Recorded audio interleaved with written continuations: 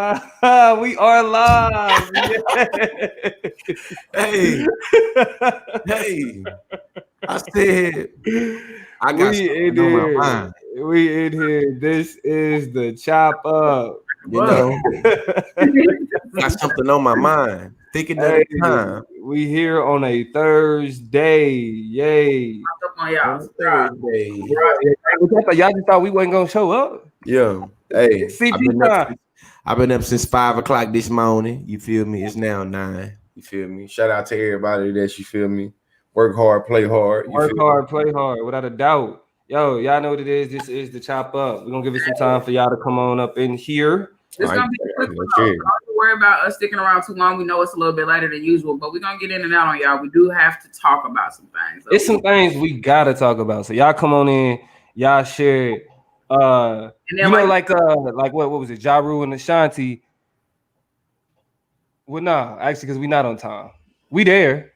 No, we there. We gonna be here. We gonna be here, but it may not be on time. You know what I'm saying? But we gonna be here. You feel me? So y'all, let's go ahead and get it shared on Facebook. Cause it's some interesting things happening to some of our black public figures, and as much as y'all know, I don't do the what's it called, the celebrity worship. I do think it's some things that need to be discussed. yes. Man, I'll spell this dude name wrong, bro. How's his last name spelled? Gillum. Yeah, Andrew it's like Gillum. I think it's Gilliam. Yeah. Yeah, Gilliam. maybe one more I in there. Maybe one Andrew more I Gilliam. in there. Hey, shout out to Elena. What's good with you? Thank you for joining us. Make sure you hit that like button if you have not already. You know what I mean?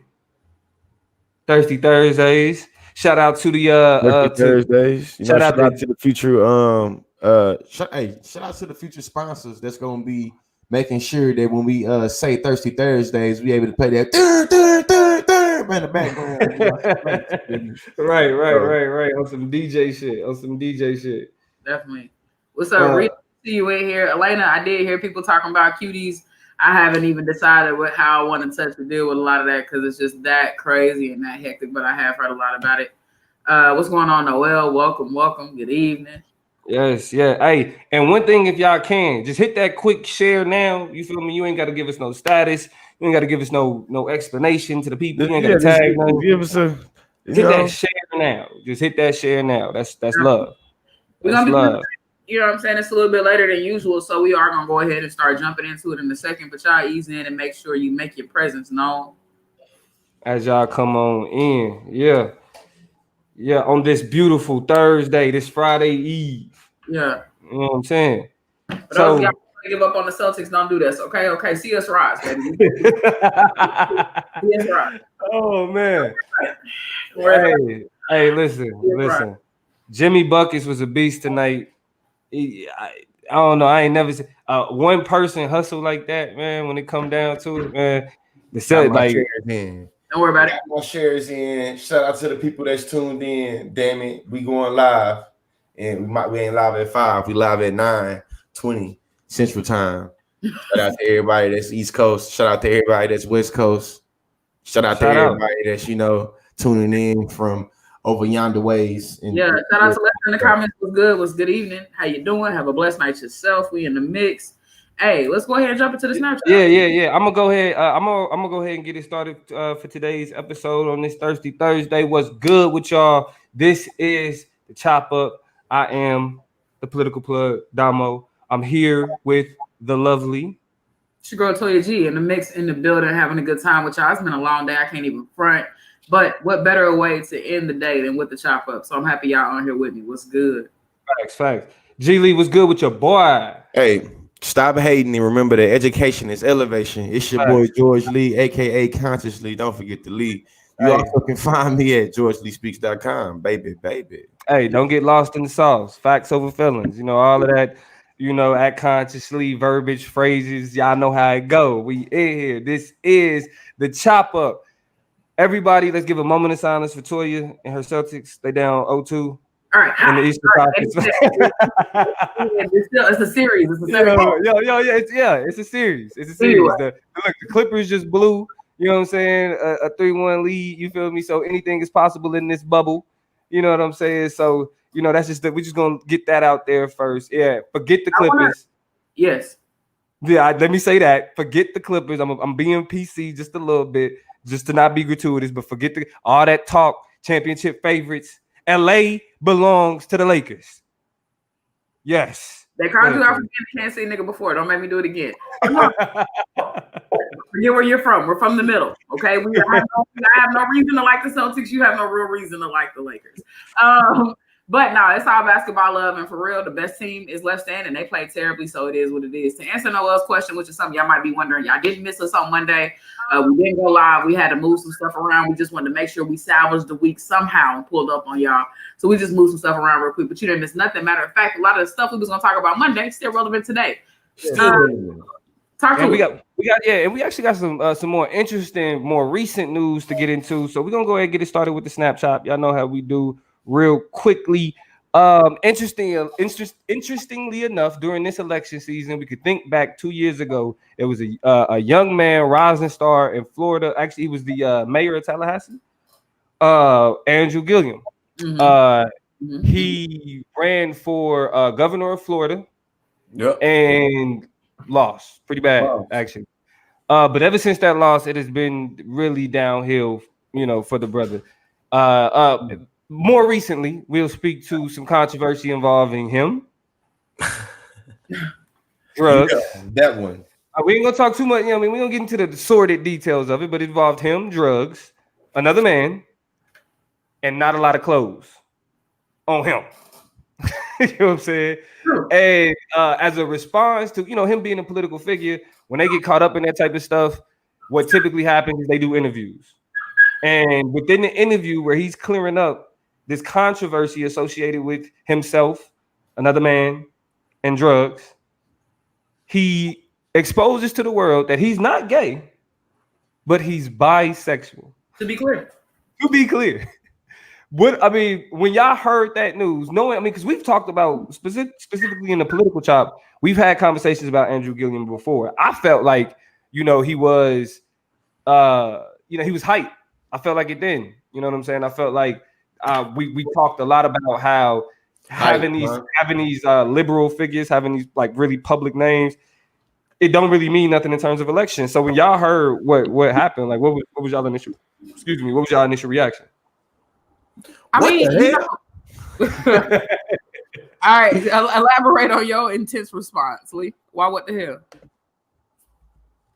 What the hell? As in, Andrew, you was riding a wave of respectability politics and a whole bunch of, you feel me, Southern charm dude thing going on. It was just kind of caught me off guard. Like, oh, really? Okay.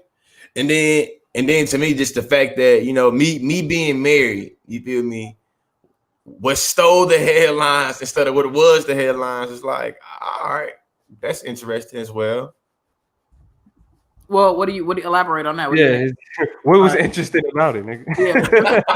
I'm a married person. What was interesting about it is that in a scandal of him getting caught cheating on his wife, how we find out that he's bisexual is that he's cheating on his wife.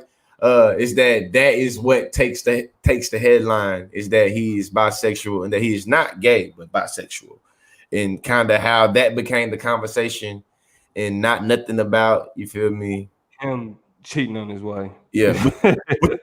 which from my understanding, to me, like, is what made it a headline, kind of subconsciously but not explicitly talked about. Yeah, Toya. I don't know. Like, when I first heard it, I was interested. I think I found out on Twitter. So when I heard it, it wasn't like independent of other people's comments already. And one of the things that like was juxtaposing like the news of it was like, oh, he's playing this card. And that's why I just kind of found it unfortunate, because people were like, oh, it's the cop out. This is how he's kind of trying to PR it up and respond to it, is by coming out as bisexual now. And it was an unfortunate moment for me, just because a couple of things. One, I feel like the emphasis on the original story and that comment is focused on one element of such a larger story. And that ends up happening to queer people specifically, right? When they have experiences, when they go through stuff, their sexuality ends up being focused on. I'll give you another great example. Chelsea Manning. Right, the story was about if y'all remember, Chelsea Manning had a great a lot of work in what did she expose? Chelsea, I'm not familiar with Chelsea Manning's story. No, Chelsea Manning is a trans woman who was a soldier who I think blew the whistle on a whole bunch of United States federal government wrongdoing or compiling information or storing information or something like that, right? So in exposing a lot of that information, a lot of the emphasis was on her transness and not on the work that she did and the way that she was being treated and the way that this was being litigated when the information that she blew the whistle on was so groundbreaking and game changing in terms of what we knew. And I wish I mean, for the sake of just knowing current events, we're more specific about that topic, but I specifically remember that being a moment where I was like, damn, this is all we're going to talk about and not a whole lot more of the other nuances. This becomes backdrops of the story. And I think the same thing is happening here.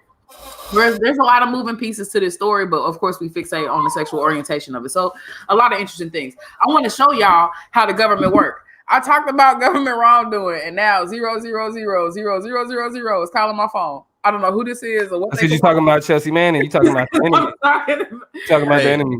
Y'all wow.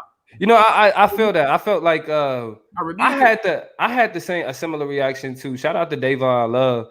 I had a similar reaction to him, and initially it was like, why is this news? You know what I'm saying? Like, this is just like, this is a part of just a salacious media entanglements that constantly like dictate how we talk about politics. I mean, even you kind of felt the same thing with Donald Trump and all of the sexual harassment stuff with Bill Clinton, and it always becomes about, you know, the over sexualization. You know what I'm saying? The male promiscuity. You feel me? And then in these instances, in this instance specifically, I mean, it's about, you know, his sexual orientation. So it's, again, like I always find myself asking myself, how is this news? I mean, How is this news? One of the other things I hate about this in terms of how it's making news, though, is that it always makes news in a way in terms, or uniquely has made news in a way for the conversation about bisexuality that plays on a very tired narrative about sexuality. There's bisexuality. There's a whole lot more room for you know, expression of trans identities, of queer identities, if you want to be a straight up lesbian or a straight up gay. But when you talk about bisexuality, I think it feeds into the whole notion that bisexuals want their cake and eat it too. They can't make their mind up, that they are really one way or another way and are really playing games on the other side, that they are the ones spreading diseases, all these stigmas of bisexuality. And it has its own place in LGBTQ, but yet we still kind of marginalize that. And I think this is what, like, when you look at bisexuality, it's been also used to further this narrative that he's just this kind of messy, confused, cheating, philandering man who can't make his mind up. When in fact, it was revealed that his wife knew about it the entire time, that she knew she married a bisexual man and was okay with it.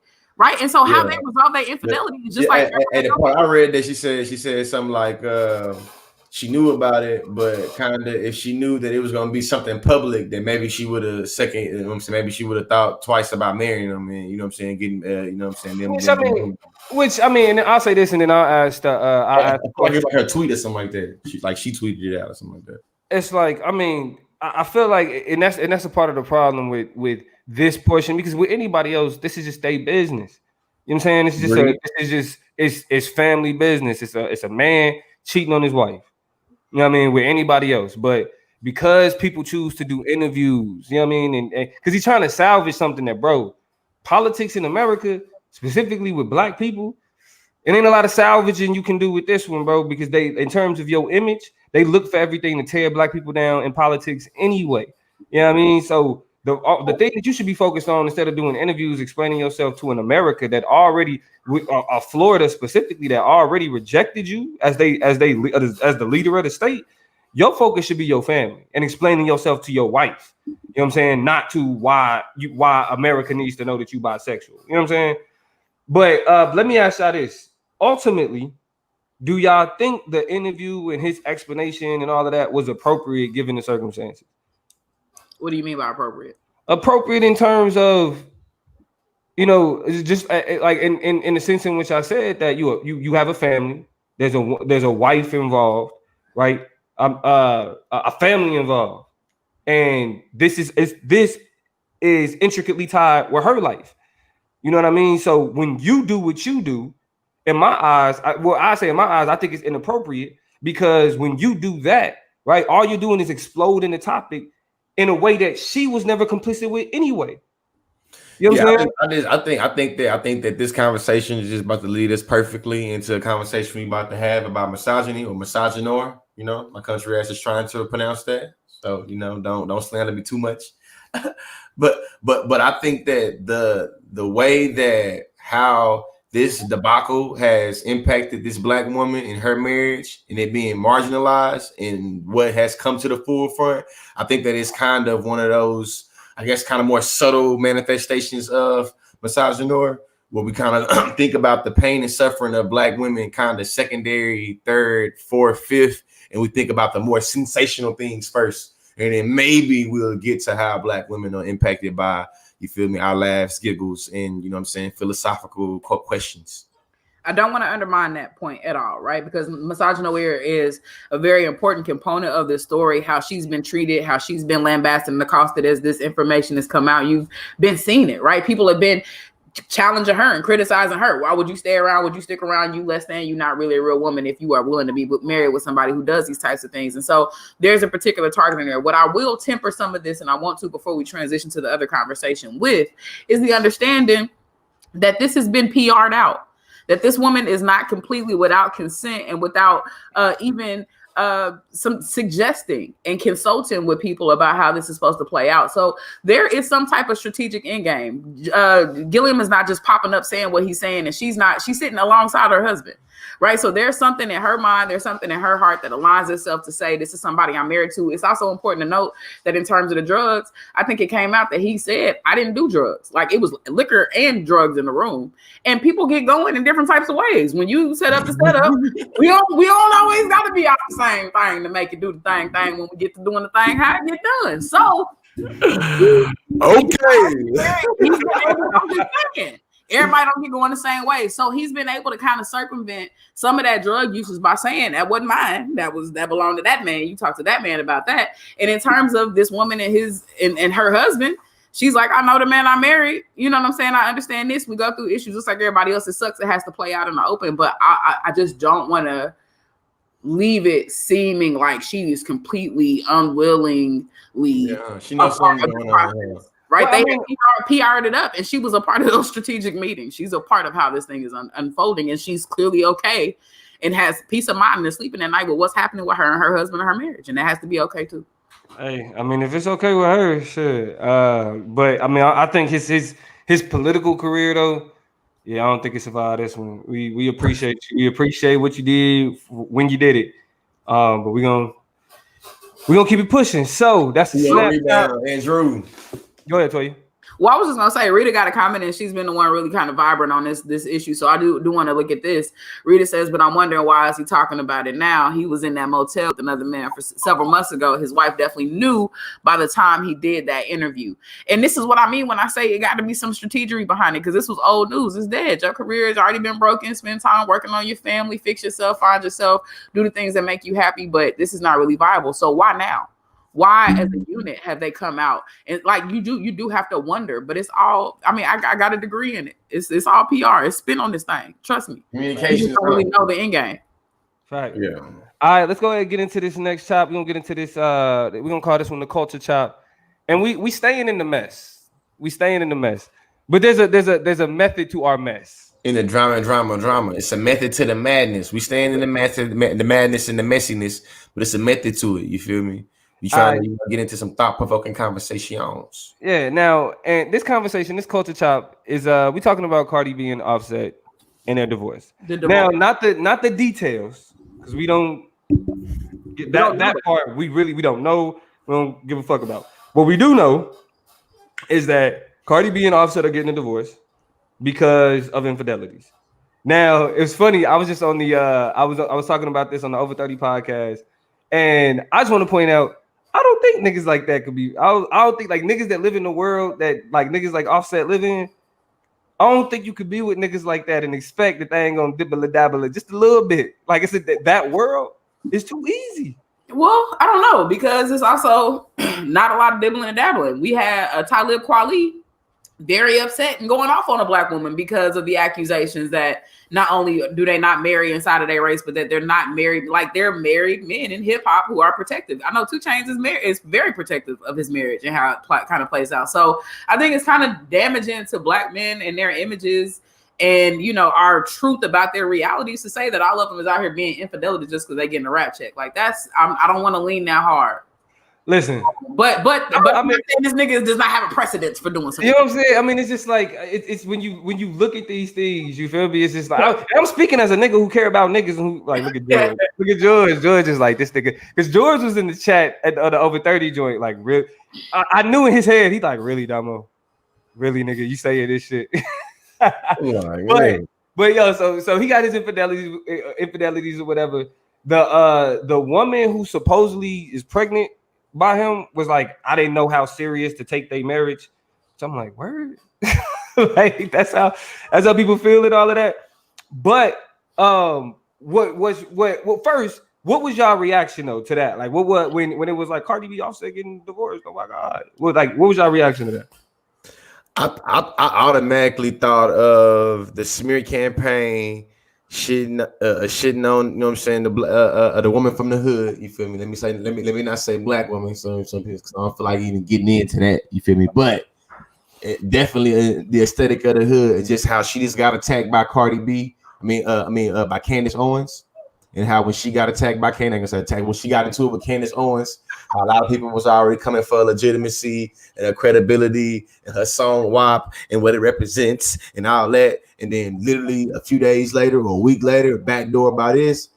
My first thought was like, damn, shout out to Cardi B. She's taking a rough one. She going through a rough 8-9 days right now. Yeah. I don't think necessarily thought about it like that. My first response to it was, damn, niggas get fed up. And there you have it. Like, bitches get tired too. Like, for real. Like, that was my response to it, was just like, yeah, like, cool. You got your money, you got your position, and you got your status. You know who you are. I'm happy you finally made a decision to go ahead and get up and get out. Like, that was honestly my response to it. Because, I mean, when we look at Cardi and we look at this whole issue, we look at how she's been slammed for WAP and all this and what it represents and how it speaks to her being a wife.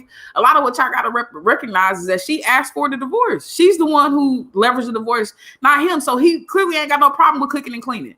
That's one of the dumbest points that people bring up because they are multimillionaires. Ain't nobody cooking and cleaning. None of these niggas cook and clean.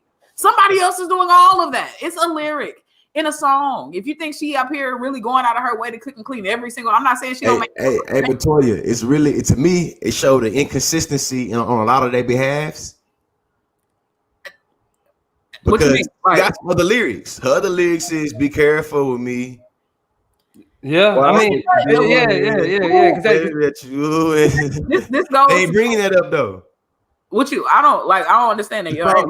He's saying what he's speaking to. It's literally, the song is titled "Be Careful with Me," and the song is literally about infidelity, about how she's being treated, and saying like, "Shit, be careful with me." Literally. Yeah, the inconsistency that he's talking about is, she had the WAP joint, but she told niggas the whole song about it. It was a whole me over if you want to. It was a whole warning. Yeah. Be careful with me. And that's what a lot of people are like. You know, she said, I had my lemonade moment. You know what I'm saying? And she was talking about it in terms of, you know, them still being in a relationship, but she was excited to be able to, with her next projects, kind of explore and get into some of what that looked like and how that felt. Now it's a step up, or I won't say a step left of the lemonade moment, because Beyonce stayed. Now Cardi gets to talk about from the position of somebody who got done dirty, played in public.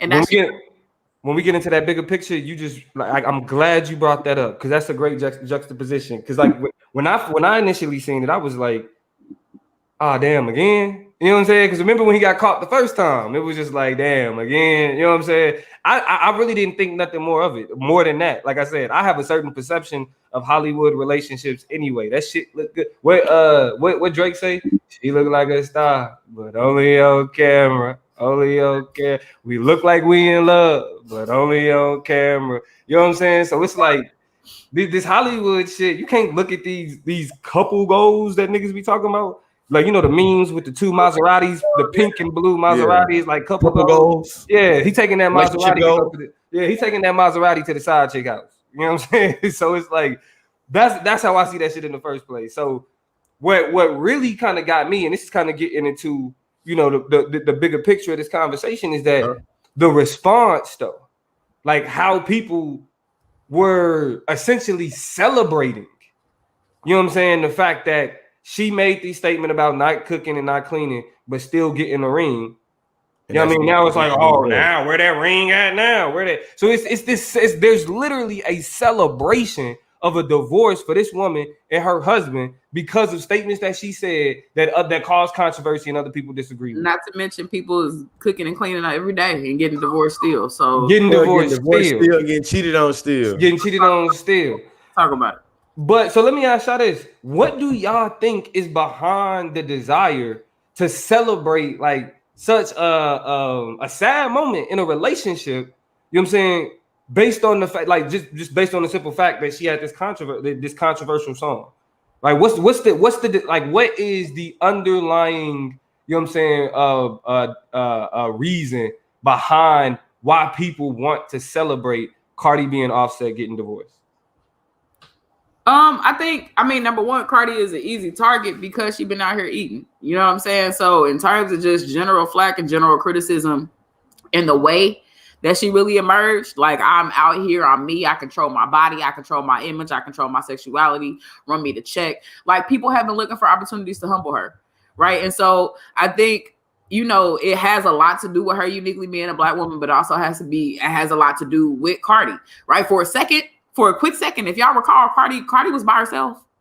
It wasn't nobody challenging what Cardi B was doing. It wasn't no other women in hip hop really just turning out on that level. She was getting every endorsement, every invitation, Saturday Night Live, Super Bowl, this, that, and the other. It was the Cardi B show for at least 10 months, right? And so in a lot of ways, the excitement to humble somebody who has reached and achieved that type of status, the way she did it, unapologetic, in your face, very New York, very it's nothing. I got a story to tell. I came from reality TV. Check. If y'all thought I was fake and scared, check the reality TV clips. You know what I'm saying? Like, I ain't no hoe about so it was a lot that attracted and magnetized it on top of her being, a woman of color in the hip hop game, really doing. So they want to check her ass. She was getting too big for her britches. Not only check her.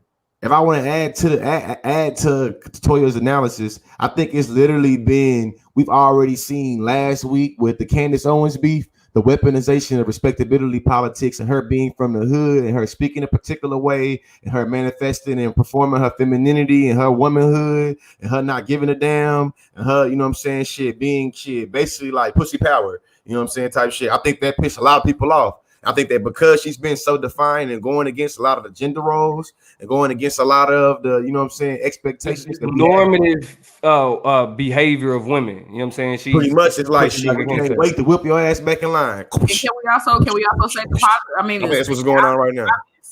Let's take the obvious too. We've already seen with the Meg situation with Tory, and in a whole bunch of different examples with even Kamala Harris. In a lot of ways, people bagging on her for wearing Timbs, like she pandering, like she a Black woman who went to Howard's. Yes, she's gonna wear Timbs. Niggas cannot wait to have an opportunity to bash Black women, right? We've seen that already. And so I got a definition for you too, Toy, when you're done. You said what? I got the definition for you too whenever you're ready for me to give it. A definition of what? Misogynoir, whenever you done. I'm gonna cut you. I cut her off like I ain't supposed to. Me being misogynistic there. Go ahead and drop the definition, bro. Yeah, so I think what we talking about right now is textbook misogynoir, which is defined as specific hatred, dislike, distrust, or prejudice directed towards Black women, often attributedly misogynoir attitudes and comments. And specifically, what's unique about misogynoir is the media's erasure of the contributions of Black women and how Black women are represented in the media. And we see that with Kamala Harris, we see that with Meg Thee Stallion, we see that with Cardi B, and the list goes on. Mm-hmm. Yeah, I mean, and I think that respectability politics is key, because that's why they wanted to check her. They wanted to check her because how she was moving was like, fuck y'all. I'm gonna be me. I'm gonna be Cardi. I'm gonna make the noises I make. I'm gonna embrace my stripper past. I'm gonna embrace my sexuality. I'm gonna embrace my body. and I'm gonna be married and be a mom and be politically active. And all of that. It was just, and I think the delicacy and the fragile way that she pieced all those things together created. Ooh, I can't wait to show you that all that shit don't fit together. I can't wait to show you that you couldn't do it all, and you ain't never gonna be AOC. You ain't never gonna get up because I can't even attend to your husband. How you know what I'm saying? Like all of these, just it really is wild to see the vitriol start oozing out, just really spill out in embarrassing ways because niggas just couldn't wait. No, I mean, and it's gross in how it functions is because, like, I was glad. That's why I was glad you brought up the Beyonce example because of who Beyonce is, right? She's more polished. You feel me? Like she had the girl group background. She's like kind of like she's Black America's sweetheart. You know what I mean? Like she don't have the controversy. She wasn't over sexual. You know, compared to Cardi B, she's from a more middle class background. Fact. I mean, Cardi B, she has a more palatable, you know what I'm saying, more more digestible, mainstream pop music type image. Right. And, you know what I'm saying? Like way to access. So when you have Jay-Z getting his ass whooped on the elevator, you know what I'm saying? Then Lemonade come out and niggas is like, oh ho. Niggas ain't like, and you stayed Beyonce? Oh my God, Beyonce. Oh my, like she is so stupid. She always talk about woman empowerment. And she said, well, nobody trying to, it was, I can't believe you, Jay-Z. We can't believe you. How you gonna cheat on Beyonce? You know what I'm saying? And all of that type of mess. In this conversation, Offset was the one who, you know what I'm saying, betrayed his marriage. He was the one who stepped out. He was the one in the wrong. But y'all like, you don't cook, you don't clean. I took my ring. No, you didn't. He didn't take his ring. Y'all know that, right? He didn't leave her because she left him because he was cheating. Yeah. And instead of the narrative, I mean, and it's already gossip shit because this shouldn't be a narrative anyway when we talk about young people's personal lives and music and shit. But if anybody deserves any type of public lashing, it's Offset. It's the nigga that, you know what I'm saying? Because he's like you said, black men don't cheat. That's what we supposed to be working on. Black men don't cheat. Hey, speaking of that, I seen the funniest meme that I showed Faith. I thought it was hilarious. Faith looked at me like, nah, nigga, it ain't that funny. What is that? It said some shit. It said PSA, black men still don't cheat. Offset is amigos. That nigga is Mexican. That shit had me for some reason, like put me out. Like you said that nigga's amigos. He Mexican. It's not quite related, but my favorite is that I think Offset yesterday posted a picture on Instagram of himself and said, I miss my grandma. I miss my granny. And then somebody tweeted that her was like, niggas always talk about irrelevant shit when they get in trouble. And nobody asks you nothing about your grandma. We don't care nothing about you missing your grandma. What the fuck is wrong with my Facebook and my Instagram to where all I'm seeing is the anti-Cardi shit? I'm not seeing none of the funny shit talking about motherfucking Offset. Oh, that's yeah, hilarious. You ain't got enough movies on your timeline. I definitely seen a couple of them. Like I seen one of them. Somebody shared something on Facebook that went viral. Some shit like, man, I ain't even know. I ain't even trying to. Baby, I love you. Man, I miss my granny. Like, maybe I was going through something. I just wasn't right mentally. Exactly. How you gonna do this to me while you know what I'm going? Like, yeah, bro. Like, nigga, it's like, yeah, we get it, nigga. You was going through some shit, but nigga, that your granny ain't had nothing to do with you. You know what I'm saying? Like, she was not a thought at that moment. I mean, and with that's all due respect. That's all due respect. You feel me? Like, hey. You see, Elena Daniels said somebody said Future gonna represent Offset. I'm gonna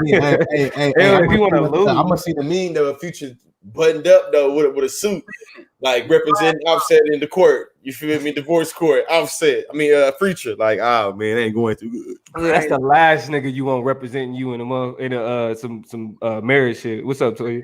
Just jump back into these comments. Rita agrees with us. To me, it's basically jealousy against Cardi. I definitely agree with you, rather. You know what I'm saying? I think it's a lot of the way that the media gets to spin and tell stories before we get a hold of it, which is why I like Twitter, because it kind of equals and evens out. If you follow the right people, you get all sides of the story, so it's lit. Shout out to my sister for tuning in. What's up, Tiffany? Good evening, Brittany. Tiffany, where you been? Where Tiffany been? I ain't seen the Yo family in a minute. What's good? Been busy. But we got But Diamond Yeah. said this is an example of when ride or die goes too far. Like when is enough, or when is enough? She has a daughter of which she has to be an example to and show how to be strong, how to make decisions, how to leave and defend yourself and take up and advocate for yourself when you're tired. You know what I'm saying? And so I think that's absolutely true. That you got to be able to be about your business and move around. Diamond, you're right. Hey, shout out to all the black men, all my fellow partners, man. Listen, man, black men to black men. I know a lot of y'all gonna be like, man, this nigga on some simp shit. But peep game, man. Good. I don't give a damn. The type of shit that you talk about, I was gonna say the type of shit that you talk about on your Twitter, your Twitter, your Instagram, nigga. Anything that you say, they like beyond, or you know what I'm saying, the shit that you talk about on your Twitter and your Instagram, bro. Like that ain't shit. You feel me? You talk about what you speaking on actual heterosexual relationship. I'm about to make a specific message in regards to the comment that was just made. Go ahead. A lot of us, I'm gonna use my terminology, are lost in the sauce of being conditioned on the ride or die shit, where we automatically measure a woman's love for us based off their ability to put up with our bullshit, for us to run them through the mud like dirt, for us to, you know what I'm saying, really abuse them and use them. And if they can't take with it, we see it as you're not a ride or die, therefore you don't love me. And I think that because most of us think that way, I feel like we create a whole bunch of toxic relationships, and you know what, a whole bunch of problematic, hurt, battered black women that hate and resent us because we create these toxic understandings of love. Yeah, you feel me? This is where we get the Mary J. Blige's and all of the Keisha Coles and all that. Listen, the reason why them songs touch a soul because them songs was made from hurt. God damn it, we gotta do better. That's all I'm trying to say. You feel me? If you trying to be a real nigga and really love someone, love a black woman particularly, I think you should think about how you measure your love to that black woman, or how you appreciate and measure that black woman's love to you. Exactly. The next question I want to transition to it like this before we get into the conscious chop. What we seeing with Cardi is another example of, even in 2020, a clear relationship that popular culture has with women outside of them just being utilized for their body, their voices, they work, what they do. You know what I'm saying? Cardi putting forth this effort to be political, to speak out on things outside of everything that's going on, and beyond all of that, you got what people want to talk the most about is the infidelity in her relationship, and this is something that's consistent with how society treats black women. So I want to know from y'all perspective. This is one thing that and the reason why I wanted to talk about this, because I wanted to call niggas out. I wanted to be like, y'all wrong, bro. Like everybody that's like, you see, y'all are the problem. That's the reason why we having this conversation. Because somebody need to tell y'all this ain't cute. I mean, the memes is funny and all of this other shit, but it's feeding to a nature of undermining black women, specifically in instances where they the victim. You feel me? And so in 2020, we still having these conversations I don't think you would call this the height of the Me Too movement, because nigga, you know how with liberal culture we kind of move through different movements in terms of how we all move. You go through different waves, how they would teach us, huh? Exactly, but in terms of 2020 Me Too era and all of this, we still seeing ways in which black women are being completely undermined, even in instances where they get in the short end of the stick. One instance outside of what, and I want to get from y'all, what are some things that kind of stand out still in 2020? One thing that stand out for me, and it was kind of brought up in the chat, was this whole this question of that Cuties movie, and you know, it was marketed very inappropriately by Netflix, and so because it's a movie about a young black girl in the UK dealing with you know, kind of like being overly sexualized as a child. That's the movie is the plight of young black women being overly sexualized in this twerk culture, in this viral culture, that type of shit, right? Netflix markets it in a very fucked up way. People come out and be like, nah, that's not cool, because now this whole alt-right movement running with it, talking about they making movies for pedophiles and all of this type of shit, even though this message is specific.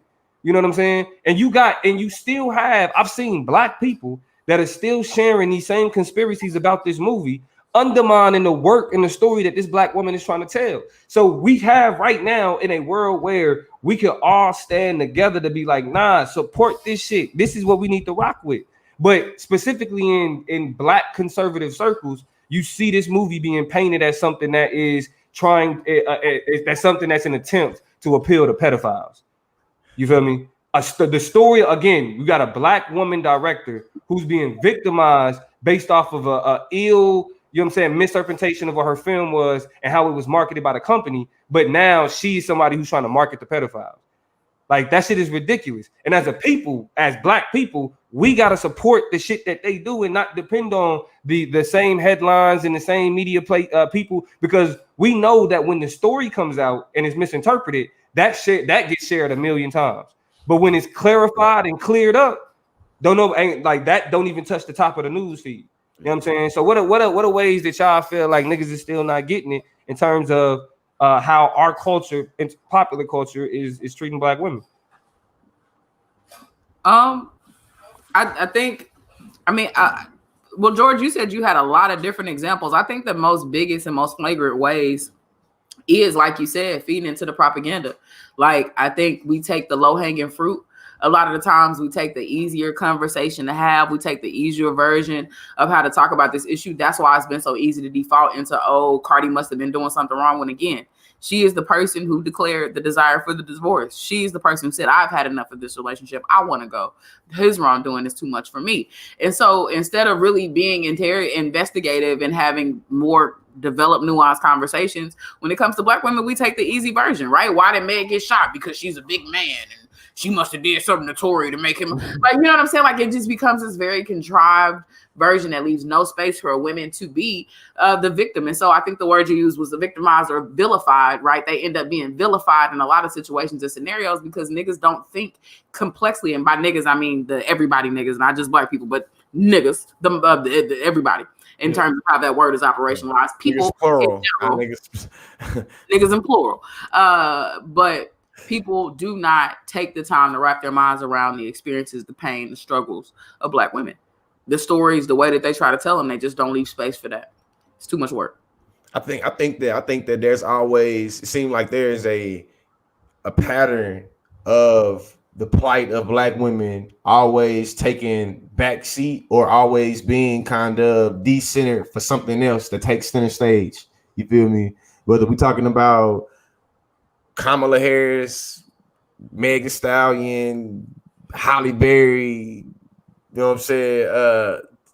This right now, but Cardi B, to me, it seems like there's always something that make it where we should talk about that, which is more important than us talking about how it impacts, physically, mentally, spiritually, politically, socially, and economically, like black women. To me, it seems like there's always something that's more important for us to always kind of get into, which is kind of weird.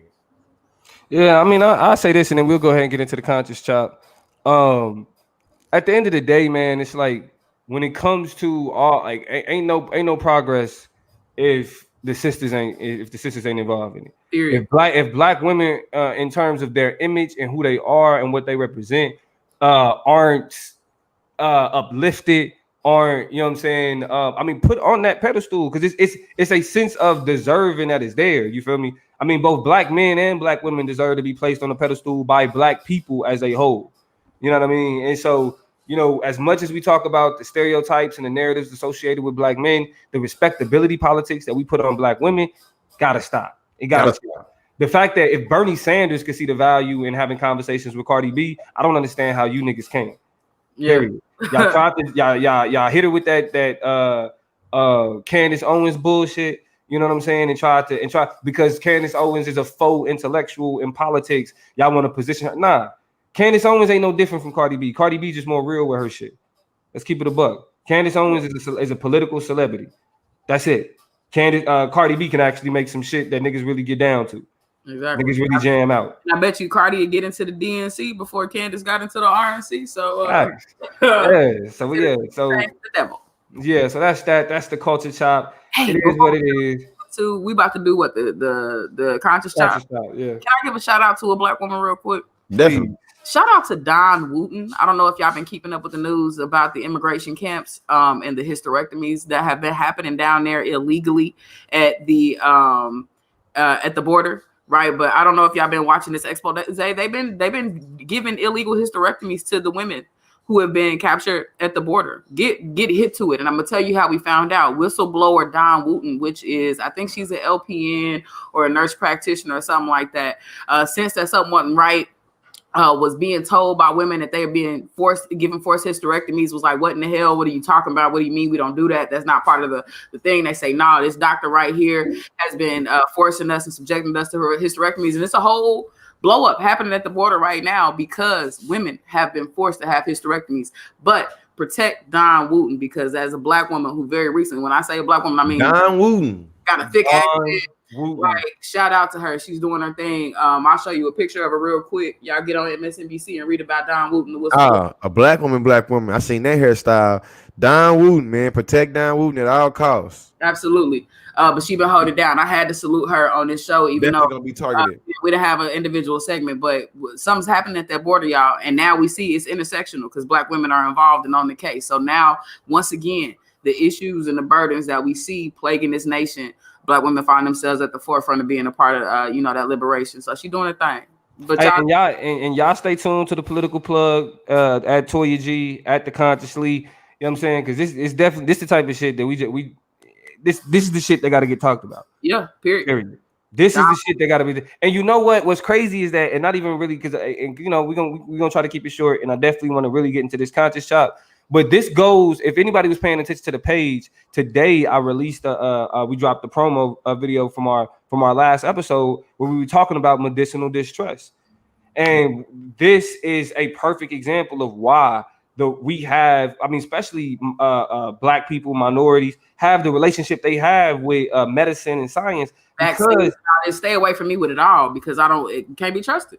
Cannot be trusted at all. To protect Dawn Wooten. Go signal boost that story. Dawn Wooten is out here making moves, and they full of shit at the border.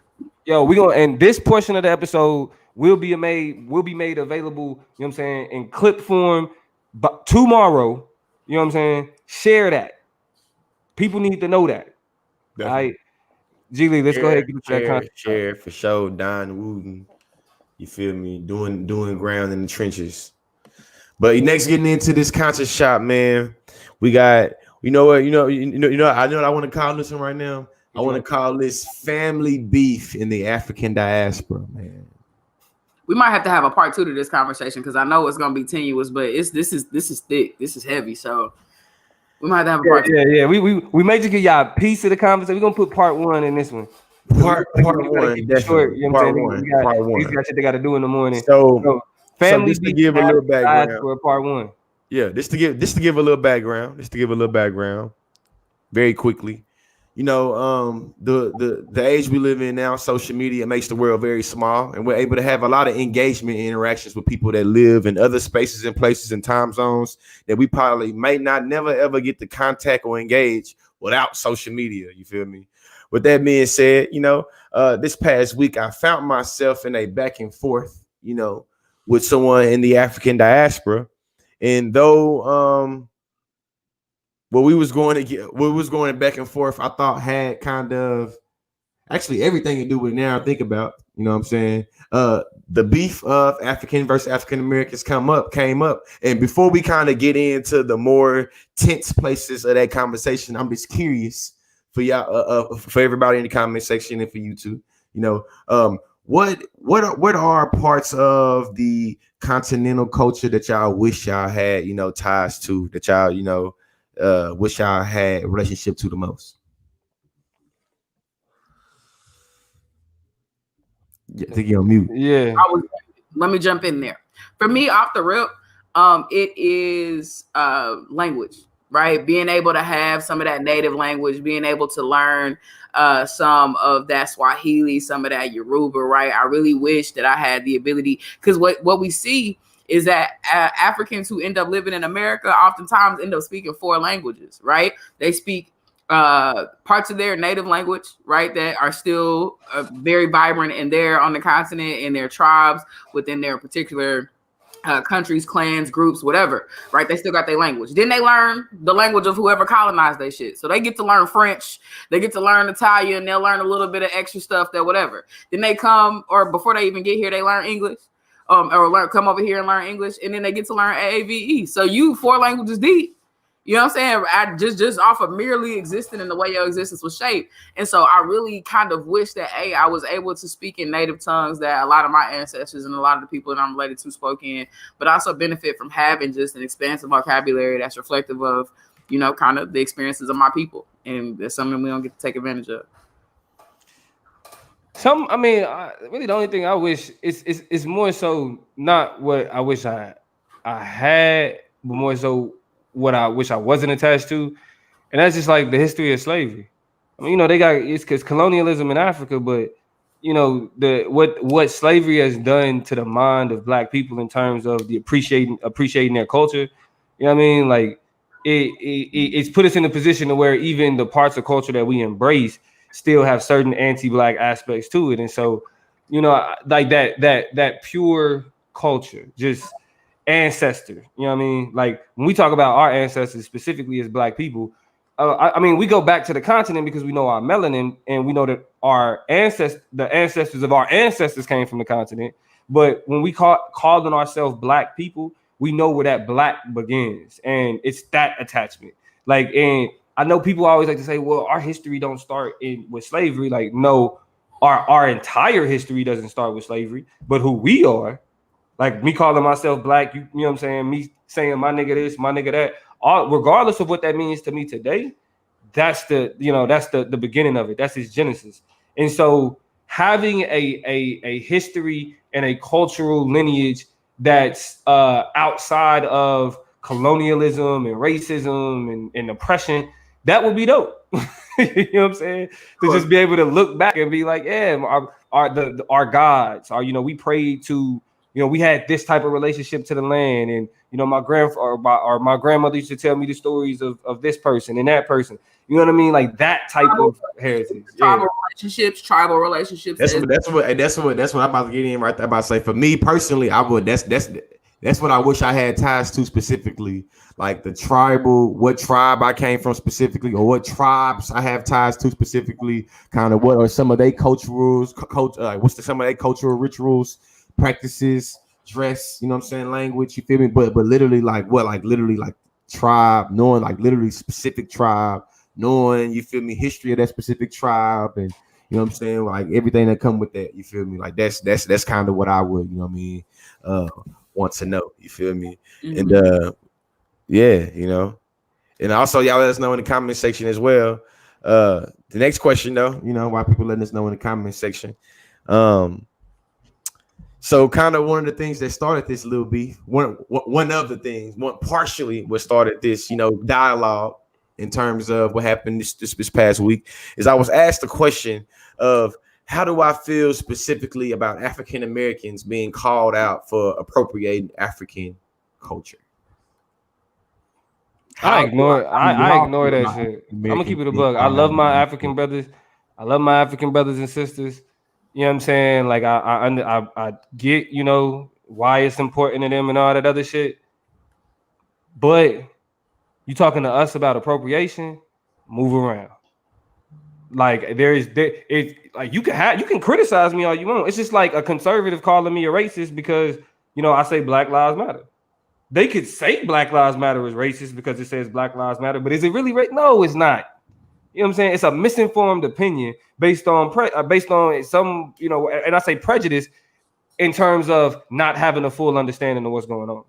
You know what I mean? And so knowing that Black is an amalgamation of enslaved Africans who were compressed, you know what I mean, and bred and separated so they wouldn't speak similar languages. The one thing that you know, when you look like this, when you have this complexion in this country, there is a relationship to Africa. And if you don't know that relationship, that means you came from a particular standpoint, and that's slavery, period. So if I embrace something on the continent, that's not appropriation. You know what I'm saying? That like Malcolm X said, you can't hate the roots of the tree and not hate the tree. I have to appreciate my roots because then I won't understand and how to appreciate myself. It's that simple. So I'm not going to beef with you because you got that opinion. You know what I'm saying? You still my brother or whatever, but it's just how anti-Blackness is global. And that's the distinction. That's where you get that distinction between Black, you know what I'm saying, and African. Because if you think that Black people can appropriate African culture, you're saying that there's a disconnect between Black and African. I mean, 1000%. I think the whole notion that anti-blackness is global and that black people can be anti-black, right, speaks to like the way, and I don't want to get too much into the theoretical and philosophical components of anti-blackness, but when you talk about black flesh and kind of what happened to black flesh through the transatlantic slave trade, how it emerged as something completely different and completely new, right? There's a connection there, but you also have to recognize that you have drunk the Kool-Aid and eaten the forbidden fruit of white supremacy and anti-blackness if you as an African person from the continent have found issue with me without taking that part into consideration. So if you are accusing me of appropriation, then one of two things are happening. Either I'm not appropriating because I can't appropriate what's mine and you're just wrong and misled, and so you need to fall back. Or you do believe that I have appropriated something by which you have aligned yourself with anti-blackness and with white supremacists, which means that you have some internalized issues to work out and not necessarily me. And so, like Brittany said, it speaks to how displaced we actually are. And by displaced, I mean placeless. Literally, our people have put us out and sent us out to sea to kind of be adrift. Point of no return. You know what I'm saying? And it's crazy because that's what those doors, that's what those portals where those ships lined up to pick us up, to carry us out were called. That's why they were called at the point of no return. It's just hella messed up that the notion of returning, the logic of returning, the green light to return is being held up by our own people. Yeah. Marcus Garvey would be rolling in his grave. Like, what do you mean? Yeah, I think that for me, I think kind of on some just offense debate almost. It's like I'm willing to have the conversation about African Americans appropriating African culture, but I'm curious if it cuts both ways. I think that most of the world would agree that that hip hop music and rap music is an African American creation and African American production. And I think that when it comes to Africans celebrating or being implicated in the things that are dressed, the words that we popularized, the shoes we popularized, the clothes we popularized, the music, the movies. I think that if that is not notions of cultural appropriation, I'm kind of curious of what are the parameters of how we kind of define cultural appropriation. And then it made me go back to what you already went to, some Afro-pessimism. Made me think of a damn near Wooded line off top of the head almost. It's like, so it's damn near really like the world really believes that the cultural productions of the slave is up to the whims of the world. And we don't get to own shit. Slave don't get to own a goddamn thing. Up to the music, the culture, the language, the dance, the how we walk, how we talk. We don't own none of it. What you saying? And what you not finna do is sit up here and get excited because we jumped on Afro beating. Don't rush, slow touch. Just so you are excited. Yeah. Are you jamming that Beyonce? You gonna have to make a decision about how you want it. You can't get mad at me for wearing, and that's the thing about it. I think that pisses me off too is about the condescending nature and the paternalism of it all. Because not only are you accusing me of appropriating, but then you got this real snob remark about how I ain't even doing it right? So my when Shikis was really kind of popping off, Dashikis was really becoming some of it or something, right, to really put on, to really embrace and really wear. Like everybody had those carbon cutter dashikis that I stopped wearing once I started seeing like Walmart selling them and all types of weird places selling dashikis. I was like, I'm good. Yeah. Let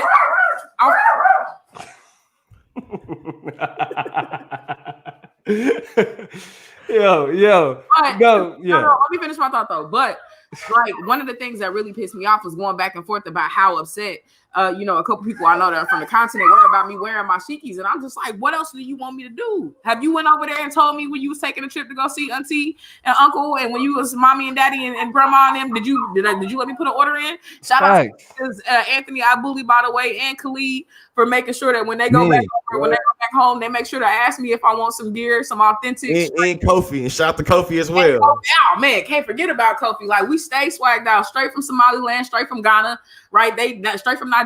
Like we get the stuff, and so they have built a bridge. Whereas I've seen and had interactions with a whole lot of other people from the continent where they turn their nose up. George and she was good for throwing it on with some J's, putting on with some fatigues or whatever. And this is what I seen though from because I brought up and I had that dialogue about the back and forth with what I'm saying. It was a young woman that lives in the UK via Jamaica. You feel me? Yeah. And shit, we was going back and forth. You know what I'm saying? But one of the things that I kind of thought of was they bring up how we called them African booty scratchers and how we talk shit about them. They're doing their dances and eating their food, and how all of a sudden it became trendy. You feel me? And how all of a sudden we want to do it. And it's just like, in my mind, it's like, oh, I get the frustration. I get that. You feel me? But let's not act like, you feel me, that they're like we do it to our on both sides in terms of we do it to ourselves. They nasty, they this, that, and the other. What you saying, Damo? We do it to ourselves. That's not unique.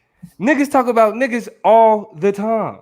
You know what I'm saying? Like the fact that and I hear this often. My wife is East African. You feel me? So we had these conversations about culture and just like the just like the distinct different ways. We both grew up in this country, but she grew up. You know what I'm saying? She grew up in an immigrant community. You know what I'm saying? Her friends that she grew up with, all of their parents were from Eritrea, right? They all first generation. So their relationship with blackness is a little bit different. But the thing that stands out though to me is when we talk about these conversations of people saying, well, y'all do this and y'all make these jokes and now y'all want to do this and that. Yeah, duh. You feel me? We talk shit about all aspects of black culture, and you'll definitely see us embracing it at the same time. I mean, as a professional shit talker, you feel me? Georgia, no. If I'm being overly nice or if I'm just being lovey-dovey, you know what I'm saying? It's like, Damo, what's wrong, bro? Like, this is weird. You know what I'm saying? If I don't walk in, hoe ass nigga, you know what I mean? That's love. That's just how we Jones, we crack, we roast. You know what I mean? That's just what we do. It's just a part of the game. It's a part of it. It literally it's AAVE. That's what we get. That's how we get down. You know what I'm saying? That's how. And is it some toxic aspects of it? 100% fucking right. 100% right. You know what I'm saying? We live in a toxic culture, so we pick up some of it. But the underlying relationship though is one of love. Ultimately, you know what I'm saying? I've had some of the craziest roast sessions with the people that I care the most fucking about. You feel me? So to attach it to, well, oh, y'all talk bad about. I think the trouble and the criticism, because I mean that's kind of like the easy jokes, the kind of stuff that we did in our childhood. I think the problem that a lot of our African family from the continent feel is that a lot of that still resonates and manifests itself in our adulthood.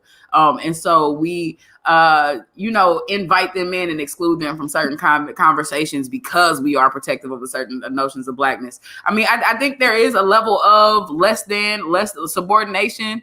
You know what I'm saying? Well, not subordination, but I mean, we kind of reduce them. I mean, I think they do exist in my experience, right? I've been around people like Africans from the continent, and the way that our cultures have meshed have not just necessarily been because they don't want to, but because we've been apprehensive about bringing them in and making them feel as though like a lot of how we feel and how we move is the same. And so I'm not completely without fault and blame and understanding that, but the understanding is there. But I mean, I think the most troubling part is the lack of understanding about how we've been pit against each other. This is a carefully orchestrated plan that is that's what I made. That's what I made most of my videos about: divide and conquer, white supremacy. These being old kind of tactics in terms of how these conversations don't lead to us to having productive relationships or productive dialogue about.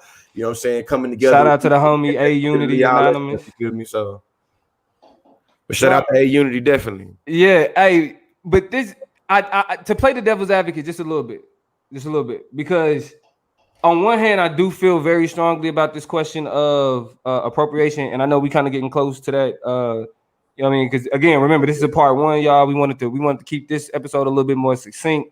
Because we are at a different time during the week and niggas got shit they got to do in the morning.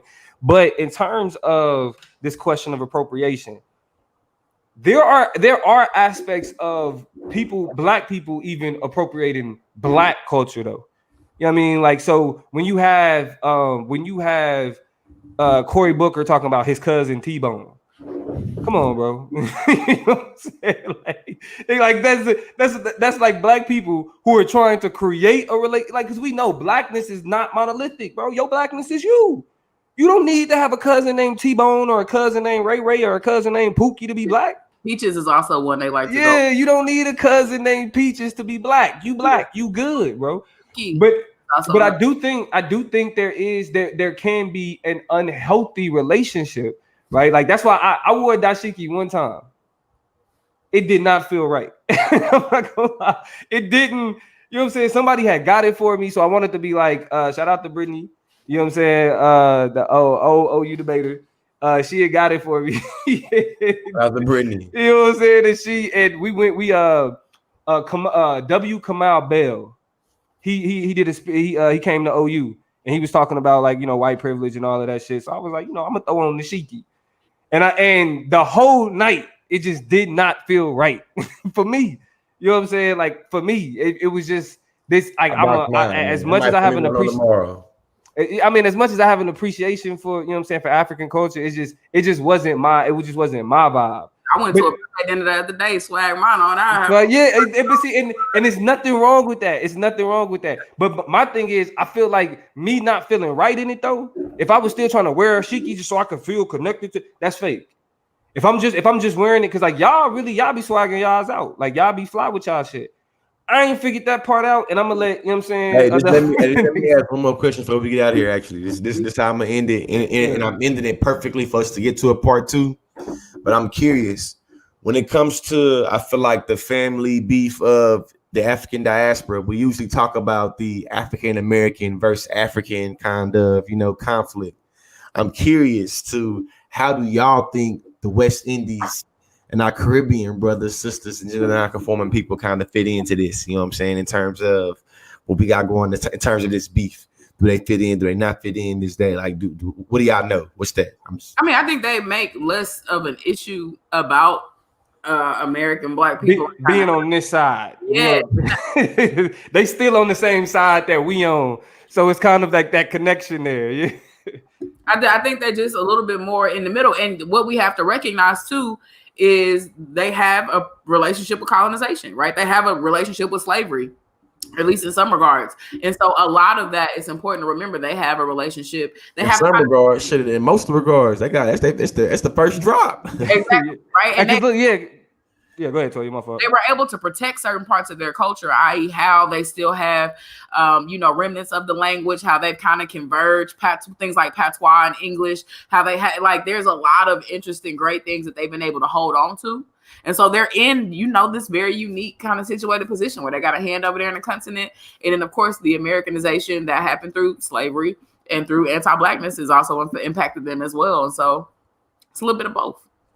Yeah, I mean, it was something more insidious about what happened in the United States and the U.S. approach to slavery than other places, you know what I mean? Which made Black extremely unique, even in terms of the diaspora, you know what I mean? Like the U.S. experience specifically. I just had a debate on whether or not Black people could be racist, and one of the things that I learned even in doing that research is that the term racism specifically was used to characterize white or Black social order in the United States, specifically, right? Like even though you had colonialism, you had xenophobia, you had prejudice all throughout the world, when the word racism started to be proliferated, it was unique to literally Black over white power dynamics in the U.S.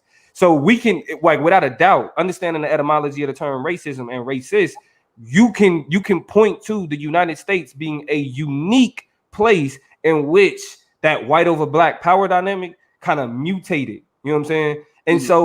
And so that's why when it comes to Black people in the US, like you said, there are remnants of culture associated with when you go further south in terms of the diaspora with being on this, you know what I'm saying, side of the globe. But here, like what our ancestors endured was much it played much more into like the social order of everything here, that we are like that impetus to like that I always say it's like that bottom class. Like because like people talk about integration a lot and like, well, we don't need to integrate into America. And what the first thing I say when people say that is we are integrated as the servant class of America. That's how they have positioned us. That's what Black means here. And it means that when you go to Africa, it means that when you go to China, it means that when Jamaicans and, you know what I'm saying, Brazilians and everybody else look at the Black as this different form of otherization. You know what I'm saying? And so like that unique situation that we in creates a unique conversation when we talk to the other blacks. You know what I'm saying? The global blacks, the American blacks have a unique conversation with the global blacks. Yeah. Let's shoot over to these comments. Hey, Unity shouted you out for the debate that you were in the other day. So big love to you for definitely going in different channels and representing the chop up well. Already. Terrell Taylor said different countries in the West Indies have different negotiations with colonization and slavery. That includes relationships with former colonizers and fellow colonized. That's a fact. It made me think of how I answer the question is thinking about the multiplicity of blackness and its uniqueness in the Caribbeans, and just how what Terrell is saying, how different people have different negotiations with fellow colonized people and former colonizers. And I think of, you know what I'm saying, the former island of what Hispaniola, you feel me, Haiti and Dominican Republic. And just how, you know what I'm saying, shit, you try to call a Dominican, you feel me, goddamn black, unless you know in a minute, I'm not black, I'm Dominican, you feel me, type shit, you know what I'm saying? More likely anyway, you know what I'm saying? Shout out to the Dominicans that, you know what I'm saying, that don't be with the anti-black shit. But I just think of how that, you know what I'm saying, in terms of, you know, blackness, how it's different. How, you know what I'm saying, Jamaica, some Jamaicans don't identify as black, but you go over to, you feel me, Puerto Rico, you feel me, I'm not black, I'm Puerto Rican, you feel me? It's just, you know what I'm saying, I'm not black, I'm Cuban, you feel me? And how this, you know what I'm saying, different negotiations happen. And Terrell is speaking to that as well when he says, I can speak from experience. Jamaicans and Barbadians are both seen differently with respect to colonization and race, and see each other differently vis-a-vis those dynamics. So it's like that, like Jamaican means something, you know what I'm saying? Like, it's Jamaican black, yeah, but what do you call the black? Like, the term that we have is African American. Like, and we not attached to the term African American like Jamaicans are attached to the term Jamaica or Jamaicans, or how people from Barbados or, you know, are attached to being a person of Barbados. We don't like that African American shit. That's for the application. You know what I'm saying? That's for the PC shit. That's just the, like, we black, and really we, you know what I'm saying, depending on who you talking to, are we niggas? You know what I'm saying? So it's like, and like literally, I would say that nigga and black mean more to black people in terms of that cultural cohesion than African American. I mean, but the fuck about being African American. About the evolution that we got to get to black, right? We went from Negro to nigger to Negro to Afro-American to African American to black. And so there's been a lot of negotiations about people who are not us about what the hell to call us in the first place, right? We were never a part of bartering. This is who we want to be, and this is how we want to be identified. As a matter of fact, I take that back. Blackness was finally the term that was both ascribed to us, but that we legitimately took on for ourselves and started to take ownership of and say it is beautiful and things like that. But you know, we have not been a part of the negotiations of who we are, whereas Jamaican in the ownership, Barbadian in the ownership, Haitian in the ownership, Dominican, Puerto Rican in the ownership of it is there and a little bit different. We'll get to this last comment and we'll go ahead and close it out before George falls asleep on camera and we have to have a long talk after the show. Yeah, I'm inspired this morning, man. Yeah, shout out to my teacher folk. Toya herself has been sitting in front of the camera teaching the future. You know what I'm saying? So it's like my Thursday. So I literally went from my high school to my college. You know what I'm saying? So yeah, hey, I did 4th grade, 6th grade, and 2 college classes today. Yeah, so I did 9th grade, 10th grade, college class, then talk to some debaters. Yeah, hey, well, y'all do that high level babysitting. Rita Reese said Haitians in terms of, like, you know, these that's another group, Haitians, right? They attach to that term being a Haitian. That means something to them. Knew a Haitian who felt disgust for Jamaicans. I was too young to figure out why. Because that's their cultural shit. You know what I'm saying? Haitians and Jamaicans got a beef because of some internal ethnic. And you know what? That's them. Just like in Africa, you got warring tribes. That shit makes sense. People beef with people. Like, it's just like blocks beefing. Haitians and Jamaicans could beef, you know what I'm saying? Just like niggas on Trey Block and Wood Block beef. You know what I'm saying? Like, that's how it goes. The tribalism that we all kind of just bred in us differently. I think that I feel like in general, most humans have different levels of tribalism. I think that black people, we have a unique way of engaging in tribalism. I think that compared to other people, man, we got a unique way. I don't think it's more violent. I don't think it's more negative. I just think it's unique. I can leave it at that. Yeah. The black folk from KCK different from them black folk from KC Mo. And I tell you that in a heartbeat. They move different, they walk different, they look different, they dress different, they put their clothes And on. that's as a nigga from Texas too, man. Listen, the black folks in Houston and the black folks in Dallas. Oh yeah, that's two different types of niggas. Man, let me tell you something. In Texas, that right there, that right there, you feel me? That's right, that right there, that's deep. You know what I'm saying? Hey, I'm from Bryan College Station. Yeah. The black folks where I'm from in Bryan, it's different over there. Them niggas over there in College Station. Feel me? And I'll say that's just an understanding. No disrespect to no niggas in College Station. You feel me? But y'all know how we think down there. You feel me? Right. We think and I'll embrace that. Y'all the way across the tracks. Y'all different. I definitely embrace that because when it comes to when it comes to Kansas versus Kansas City, Missouri, like it's static. Like niggas is neighbors. And when I learned about Chicago, I learned that so then I think about the Dominican Republic versus Haiti. It's like that's some real tribalism right or Haiti and Jamaicans. For being dark skin. Yeah. Oh, you speaking French? Oh, it's really how I learned about it. That's what's going on down there though. So it's just Yeah, so shout out to all the tribal bullshit that niggas embrace just because, you know what I'm saying, we need something to love. It is what it is. Yeah. You know what I'm saying? Shout out to my niggas in KC Mo and my niggas in KCK. You know, I was blessed to be able to grow up on both sides. I went to school on both sides. Toya, my homegirl. Listen, hey, look, who your nigga though? Who your nigga though? Kansas City, Kansas, until I was like a senior in high school. So I was completely out of the city limit. Why would I go? What are you talking about? You went to tournaments when you went to tournaments. I know how to get there. Oh, you said know how to get there. Know how to get there. Atlanta, LA versus Oakland. You know what I'm saying? Oklahoma City versus Tulsa. Ain't it Philly versus Pittsburgh? Yeah, Philly versus Pittsburgh. Yeah, it'd be like that. Hey, I mean, it's that tribalism is still within us. Versus Tutu, Hutsy versus Tutsies, you feel me? GDs versus Vice Lords, and it's natural. Crips and Bloods, goddamn it, Crips and Bloods. It's natural. Hey, but look here, hey, we look. Niggas said this was gonna be a short episode, and it still went over an hour. I'll let y'all chop up. Y'all didn't ramp me up real quick. That's how. Let me do this. But let's close it. Let's close it out like this. Y'all make sure y'all follow the page. Go to Facebook at The Chop Up Show. Go to YouTube at The Chop Up Show. Go to Instagram at The Chop Up Show. Y'all pay attention because once we get this all dissected and processed and put, make sure you go to Spotify. If you're not following The Chop Up Show on Spotify, do it now. If you got an iPhone, I know all of y'all out there. That's another tribalism. Team Android, we in here. This the new one too. You know what I'm saying? It's the new one, Team Android. If you got an iPhone, make sure you follow us on Apple Podcasts. I know capitalism sucks, but I was almost classics, like poor people. But ain't gonna, Don't do that.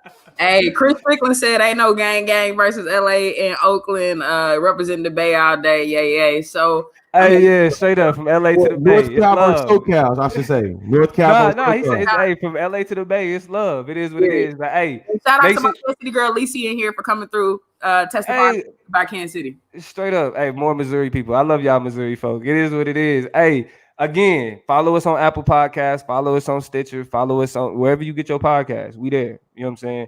And we're gonna figure out next week's episode. You know what I'm saying? We ain't trying to come back too soon because people be needing a break. So we're gonna figure that out. We're gonna let y'all know. Stay tuned for the clips, stay tuned for everything else we got coming up. We got another debate that we're gonna plan soon, another public debate we're gonna plan soon to give y'all the information. Show y'all how we break it down. So for everybody that tuned in on YouTube and Facebook, thank you. We love y'all. This is The Chop Up.